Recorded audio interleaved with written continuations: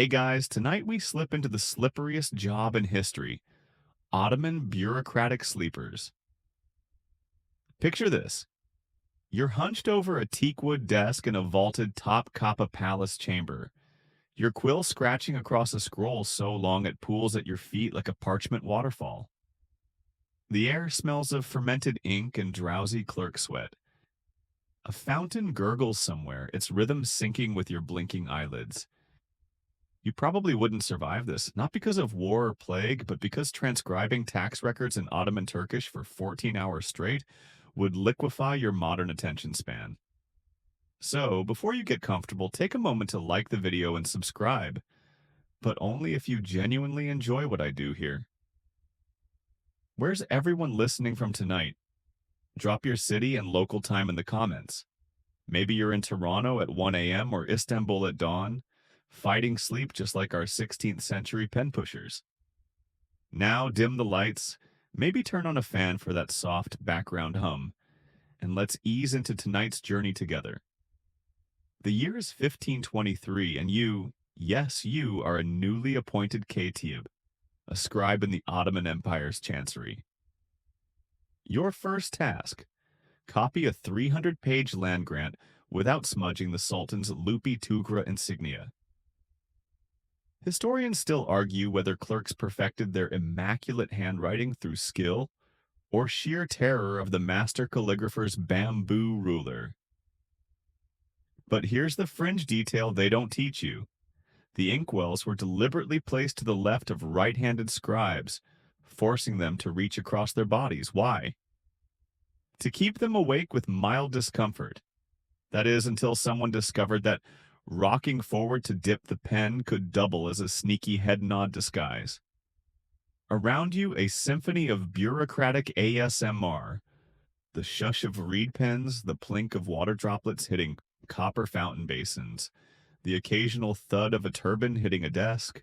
Mainstream history loves the janissaries or harem intrigues, but the real Ottoman endurance test was staying conscious during Grand Vizier Pargalı Ibrahim's 8-hour speech on salt tax reforms. And let's be honest, you'd trade your left shoe for one of those hidden apricot paste snacks we'll uncover in Section 6. Your first day as a fountain clerk begins before dawn with the ceremonial sharpening of your reed pen. The master scribe demonstrates the proper angle, precise enough to split a hair, yet blunt enough to avoid piercing the precious vellum. You quickly learn that ink stamping isn't just administrative work. It's a form of meditation, each thud of the seal syncing with the courtyard fountain's steady drip. Drip, drip. Historians still argue whether this rhythmic work was designed to induce focus or sleep, but your heavy eyelids suggest the latter. The training scroll before you contains the most soporific text imaginable, a 14th century treatise on grain storage regulations in Anatolia. As you copy line after line, you discover the secret all veteran clerks know. The fountain's irregular pattern creates natural breaks in concentration. Just as you're about to nod off, a sudden splash jolts you awake. This isn't an accident. The hydraulic engineers designed these surprises to keep scribes in that perfect twilight state between productivity and slumber. Mainstream history focuses on the empire's military conquests, but the real Ottoman innovation was perfecting the art of micronaps.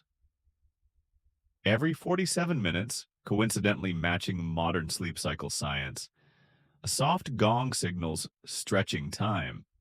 Though most clerks use it to rest their foreheads on conveniently stacked document bundles, you'll soon learn about the infamous ink mustache, when a dozing scribe's face slides through fresh calligraphy. But for now, you're just trying to stay upright as the fountain's lullaby works its ancient magic. Mehmed II's infamous no-yawning edict of 1478, still in effect decades later. One drowsy scribe's botched transcription accidentally gifted 3 villages to a court jester instead of a general. And now the punishment for mid-document dozing is rewriting the entire scroll from memory. You glance nervously at your current assignment. 87 pages of bridge toll exemptions written in that infuriatingly tiny Devani script that looks like a spider dipped in ink and set loose on parchment. Historians still argue whether the decree improved accuracy or just created a black market for counterfeit wakefulness potions. The palace apothecary's ledgers show suspicious sales of focus herbs every audit season. But here's the quirk they don't mention. The most coveted workspace wasn't by the window for light. It was nearest the second fountain in the Hall of Petitions, whose irregular splash pattern perfectly masked the sound of a scribe's gentle snoring. You've just discovered your senior colleague's secret. He's trained himself to sleep with his eyes open while maintaining a convincingly alert pen grip. The ink smudges? Blamed on faulty parchment. Mainstream records boast of Ottoman military discipline, but the real unsung heroes were these sleep-deprived bureaucrats. One 16th century ledger contains a margin note in shaky handwriting. If I fall asleep, wake me before the Grand Vizier arrives. Below it, another scribe has added, "You've been snoring since noon." We're all doomed. The pre-dawn ink grinding ritual begins in darkness, as it has for centuries. You join the line of yawning scribes at the mortar and pestle station, each waiting their turn to pulverize oak galls into the finest sleep-resistant powder. The master ink maker oversees the process with bloodshot eyes, his stained fingers demonstrating the exact consistency needed. Thick enough to cling to the pen, thin enough to flow like the Bosporus at sunset. Historians still debate whether the iron sulfate added next was meant to darken the ink or secretly caffeinate the clerks through skin absorption. That metallic taste in your mouth suggests both. Here's the peculiar detail they don't teach in imperial archives. The golden hour for bureaucratic work wasn't sunrise, but the 23 minutes after the morning prayer when the palace's lead-glazed windows cast the perfect sleep-inducing amber glow. Your training manual lists 7 approved yawn disguises, scratching your nose being the most popular, though the stretching while retrieving a dropped pen move allows for a full 3 seconds of eye closing. The mainstream records praise Ottoman administrative efficiency, but your bleary eyes can see the truth in the margins where a 1543 clerk doodled increasingly elaborate beds in the borders of a tax register. As you stir the bubbling ink vat, you notice the faded handprints on the wall, centuries of clerks steadying themselves during the soporific process. One print is suspiciously face-shaped.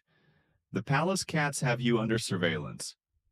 A striped tabby named Murakep Ink sprawls across your latest work, her tail flicking in time with your pen strokes. Ottoman bureaucrats didn't just tolerate these feline supervisors. They paid them salaries in fish and milk, recorded in meticulous payroll scrolls. Historians still argue whether the cats were truly pest control or just an elaborate excuse for clerks to pause work for essential feline diplomacy. But here's the detail that never made the official records.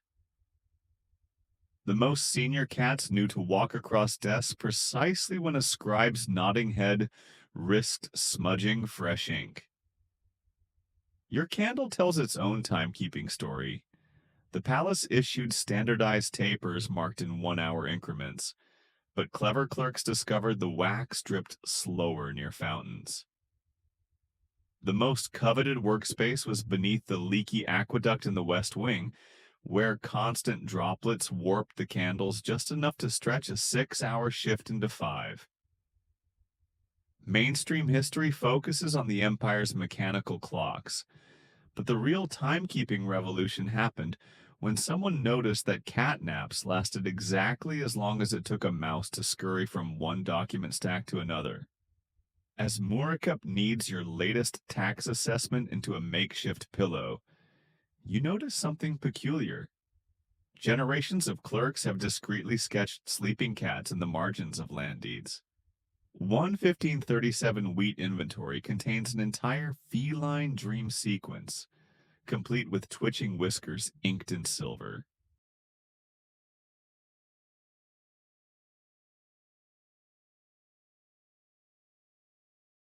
Your fingers brush against the secret compartment in your document tube, the one every experienced scribe maintains.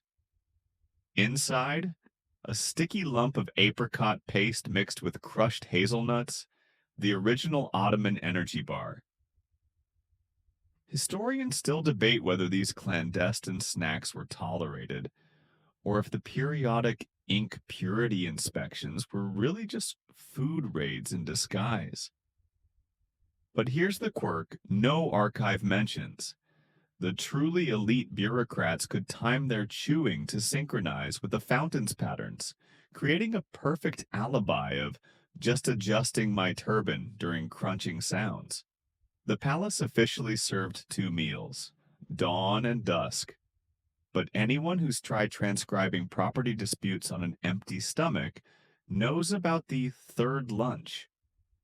That's when you learn the art of palming dried figs while pretending to examine a seal, or the advanced technique of sipping sherbet through a hollow reed pen. Though the 1568 Great Ink Backflow incident left one clerk's notes permanently strawberry-scented, mainstream records praise Ottoman cuisine, but the real culinary innovation was the scribe who discovered that warm wax could soften a hardened halve into something spreadable on scrap parchment. As you sneak a crumbly bite, you notice tiny teeth marks on your desk's edge. Generations of clerks testing their snack's hardness. One particularly creative bureaucrat left behind an entire food forgery guide, with instructions for shaping date paste to resemble broken seal wax during inspections. The fountain's splash pattern changes just before sunset, a deliberate hydraulic adjustment by palace engineers that generations of clerks have learned to interpret like a secret code. 3 quick drips followed by a long pause. That's your cue to start packing up before the night shift arrives. Historians still argue whether these water patterns were an early form of auditory Morse code or just the result of centuries-old plumbing inconsistencies. But here's the trick passed down through scribal apprenticeships. The southeast corner fountain's irregular gurgle perfectly masks the sound of a snoring clerk if you position your stool at precisely a 17-degree angle. You've just been entrusted with the Divan Humayun's most guarded secret, the splash ledger. This illicit notebook documents which fountain rhythms correspond to which bureaucratic activities. Page 23 reveals that the double cascade effect means the Grand Vizier is napping in his chambers, allowing for extended document verification breaks.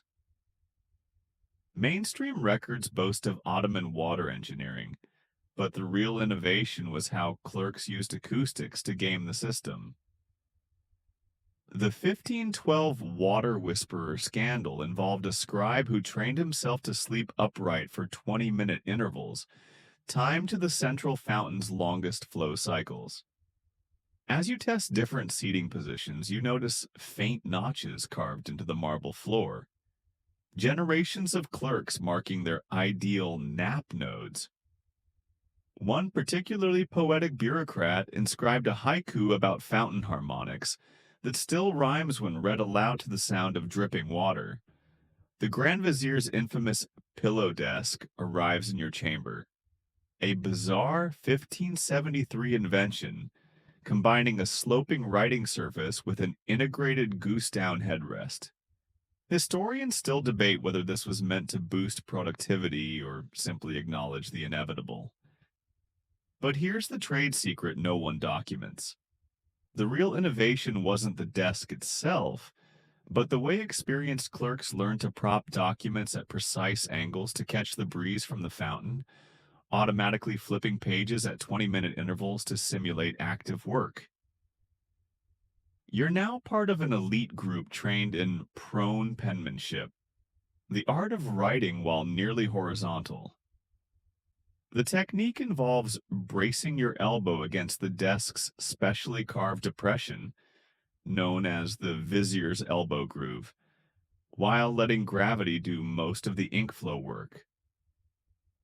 Mainstream records praise Ottoman ergonomic advances, but the truth lives in the stray ink blots, shaped suspiciously like sleeping faces that pepper 16th century tax records. The pillow desk's crowning achievement? Its built-in wax tablet holder positioned perfectly to catch drool before it hit important documents. The 1588 inheritance case was famously settled when a drowsy judge's tear of exhaustion fell on the verdict, making it officially sealed. As you adjust the desk's camel leather head cushion, you notice generations of scribes have left subtle indentations in the wood, not from writing, but from the distinctive way each bureaucrat's cheek collapsed onto the surface during particularly dull trade negotiations. The year of the great yawn has arrived. It starts innocently enough. A junior clerk's poorly suppressed exhale during the annual tax audit. But within hours, the contagion spreads through the chancery like ink through cheap parchment. By noon, even the Grand Vizier's stern eyebrows are twitching with the effort to keep his mouth closed. Historians still argue whether the 1596 yawn revolt was truly organized or just a perfect storm of sleep deprivation, but the palace records tell the tale. For 3 glorious days, not a single new law is drafted because every time a scribe opens their mouth to dictate, only a sleepy groan emerges. Here's the detail you won't find in official accounts. The rebels develop an entire covert communication system based on yawn duration.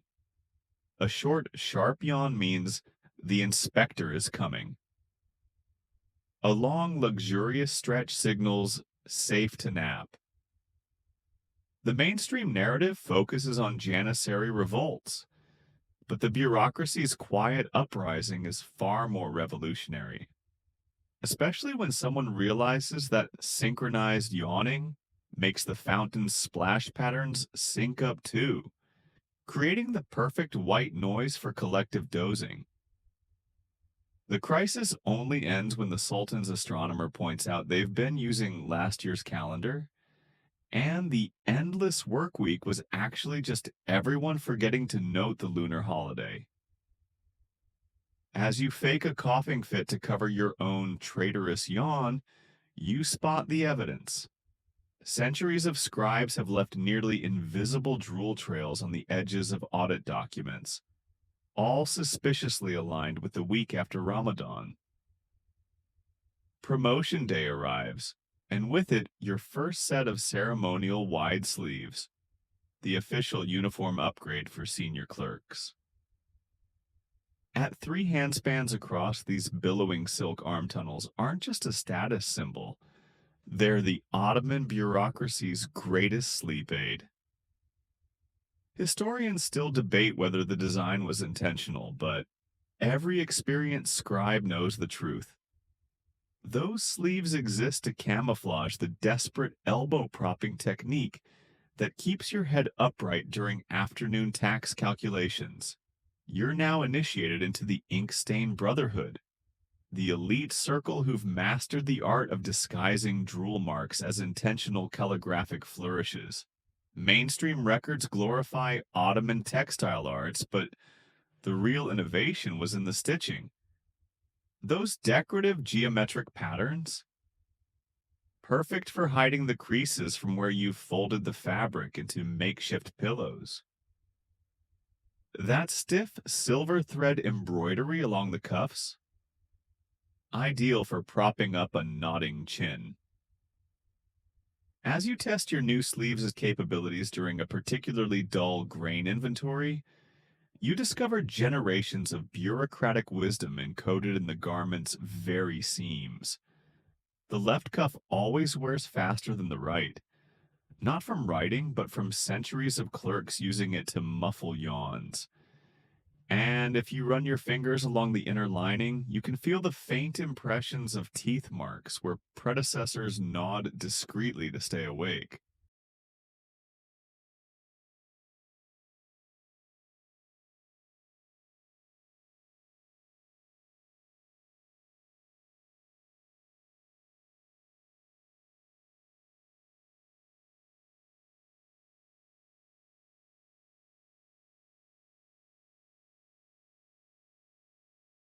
The midnight shift brings ghost stories even the palace cats won't approach. They whisper about Hussein the eternal scribe, a 14th century clerk who fell asleep mid sentence and simply never stopped working. Some say his phantom still roams the archives, adding increasingly anachronistic footnotes to centuries old documents. Historians still argue whether these tales began as cautionary fables or actual sleep deprivation hallucinations, but tonight, as a sudden draft extinguishes your candle, you swear you see fresh ink glistening on a 200-year-old land grant. Here's the detail no living bureaucrat will confirm. The West Wing's third fountain always runs backward between midnight and dawn. Veteran clerks use this as their excuse for any nighttime errors. Must have been the reversed fountain's influence. Mainstream records dismiss supernatural claims, but the marginalia tells another story. That 1,487 marriage contract with inexplicable modern Turkish phrasing, the 1520 tax roll where every seventh entry is written in perfect mirror script, all filed during autumn's thin parchment season when cold drafts make the lamps flicker just so. As you relight your candle, you notice the desk's underside bears generations of scribbled protection charms against Hussein's edits. The most recent one reads, "If you must correct my work, at least use the same ink color." The coffee ban of 1543 backfires spectacularly. What was meant to curb excessive late-night document parties instead creates an epidemic of bureaucrats face-planting directly into imperial decrees. Historians still argue whether the prohibition targeted caffeine or just the increasingly creative excuses clerks invented to visit coffee houses, researching ink solubility temperatures. But here's the truth every scribe knows. Nothing makes a 3 p.m. land survey transcription more dangerous than revoking the one substance keeping your eyelids propped open. You're now part of the underground ink drinkers, scribes who've discovered that vigorously stirring iron gall ink for exactly 100 clockwise rotations produces a mildly stimulating fizz. Mainstream records focus on the empire's famous sobriety, but the margins tell a different story. That suspiciously precise 1551 inventory of Yemeni coffee bean shipments, written with suspiciously steady handwriting despite being dated during the ban's strictest enforcement. The real innovation came from the scribe who realized that holding a clove under your tongue both freshens breath and stings just enough to prevent total unconsciousness. As you fake a sneeze to cover your third yawn this hour, you notice the archive's coffee-related wordplay. A 1578 customs log describes a shipment of black Persian ink additives with winking precision. The hypnotic scrape of reed pen trimming becomes your new obsession. There's an art to shaving the tip at precisely 32 degrees, the Ottoman equivalent of corporate fidget spinners. Historians still debate whether this ritual was about penmanship or mass workplace hypnosis, but after watching your 15th colleague zone out mid-cut, you suspect the latter. The master stationer demonstrates the sleepwalker's slice, a technique where the blade's rhythmic shushing mimics the central fountain's evening cadence. You soon discover the secret scribe society that communicates entirely through quill trimming patterns. 3 short scrapes means inspector approaching. A long, drawn-out peal signals safe to nap. Mainstream records praise Ottoman papermaking, but the real genius was in distraction techniques. That 1536 manual on proper pen angles, mostly used as camouflage for clerks practicing the head bob, a move where nodding in agreement with imaginary instructions doubles as a micro snooze. As your own eyelids grow heavy, you notice generations of sleep-deprived scribes have left their mark. Not in ink, but in the thousands of nearly identical pen shavings piled like tiny snowdrifts beneath every desk. Retirement arrives with a single blank scroll, the ultimate bureaucratic paradox. After 40 years of transcribing others' words, you're handed pristine vellum and told to process it however you wish. Historians still argue whether this was profound symbolism or just Ottoman HR being delightfully literal. But as you run your fingers over the empty surface, you realize something startling. The parchment already bears faint indentations, the ghostly impressions of every cheek, forehead, and drool puddle left by generations of clerks before you. Here's the tradition no one documents. Retirees secretly add one personal mark to the archives. Some press a thumbprint in lampblack. Others leave a single hair glued with resin. You choose to recreate your first childhood handwriting exercise, the one that got you recruited into this sleep-deprived brotherhood. Mainstream history records Grand Vizier's legacies, but the real endurance test was surviving decades of administrative tedium without face-planting into wet ink. As you blow the last gold flecks from your final document, you notice something curious. The blank retirement scrolls are actually palimpsests, each containing layers of erased bureaucratic dreams. Modern Istanbul's archivists still find them, parchments with peculiar indentations no scanner can detect.